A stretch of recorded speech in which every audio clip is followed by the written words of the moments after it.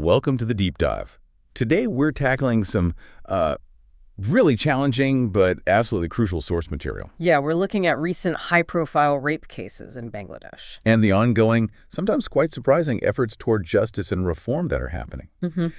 Our mission, really, in this deep dive is to unpack these heartbreaking incidents, try to understand the legal and societal responses which have been quite swift, and pinpoint why certain events seem to be catalyzing significant change so quickly now. And for you listening, this deep dive should give you real insight into how these individual tragedies, these awful stories, are connecting to a much broader nationwide movement for systemic reform. Right.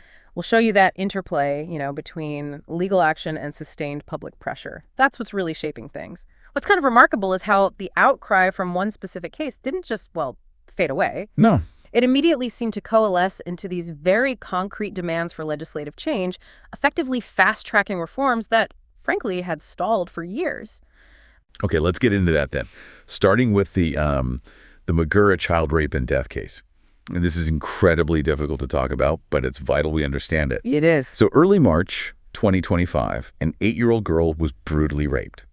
This happened at her sister's home. She was unconscious, and she tragically passed away on March 14th after multiple cardiac arrests. That's devastating. It's hard to even process. Yeah. But what's striking here is how this unimaginable pain, it seemed to transform almost immediately into this powerful demand for justice. Yeah. 4 family members were arrested very quickly. Yeah, including her brother-in-law and father-in-law. Exactly. And that speed, the speed of the arrests, it wasn't isolated in this case. The whole legal response was, remarkably swift. How so? The High Court demanded the investigation be completed in just 30 days. 30. And the trial ordered within 180 days. Wow. For anyone familiar with typical legal timelines there, that's an aggressive acceleration. It really signals a potential shift away from that perception of, justice delayed. And it sparked huge protests, didn't it? Oh, massive. Countrywide protests, especially students from Dhaka University, were very prominent. Strong calls for legal reform, better child protection. And you saw that emotion online, too. We pulled one comment, "I just can't process. My heart goes out to her family. We need to see tangible actions." Right. Tangible actions. That became the focus. It wasn't just generalized anger. It quickly became this organized, very focused demand for specific changes. And this surge, really ignited by the Magura case, seems to directly precede a key development in another case we need to mention. Okay. The gang rape and murder of a teenage girl known as Maria in Karanganj. Her body was found way back in June 2022. Right, I remember that case. The big update came March 25th, 2025. A Dhaka court sentenced 3 men, Sajib, Rakib, and Shoan, to death. Death penalty. Yes. Plus 7 years each for hiding the body. 2 others were acquitted in that one. But again, that verdict, even for an older case, it felt like it had a new kind of momentum behind it. And just to show this isn't maybe isolated, think about the Narayanganj student gang rape case from just February 2025. 2 suspects, Nazmul Islam and Emis Dabroni, arrested quite quickly after the victim and her husband reported the attack, which involved filming and assault. It does seem to show a growing pattern, would you agree? Absolutely.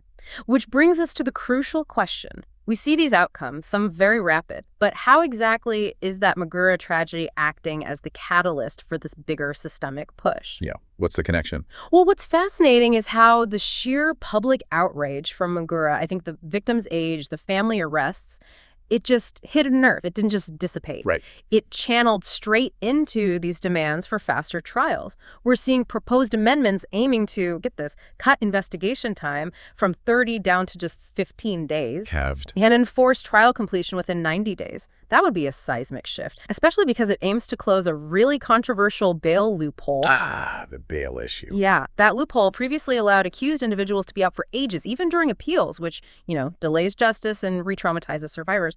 Closing that would be huge. That really does sound like a monumental change. And it's not just legislative proposals, right? The High Court's also involved. Exactly. The High Court has directed improved protection for rape survivors and their families, too. So you're seeing this clear judicial signal supporting the reforms. It sounds like a genuine synergy happening then. Public pressure meeting official action. It really does feel like that. We're seeing these specific, absolutely heartbreaking incidents forcing, well, a rapid systemic reckoning. It's driving significant legal and judicial reforms in Bangladesh. Okay. That powerful interplay, sustained public outcry plus direct official action, it really is shaping the path forward in a way that feels, well, different. So wrapping this up, what does this all mean for you listening? We've seen how these individual tragedies, sadly, are no longer just isolated events. They seem to be acting as powerful accelerators for systemic change and, hopefully, justice in Bangladesh. As you reflect on this deep dive, maybe consider this provocative thought. In the face of such profound, awful tragedy, how does that collective demand for justice, when it combines with focused judicial and legislative will, actually manage to accelerate meaningful, lasting change for the most vulnerable people in society?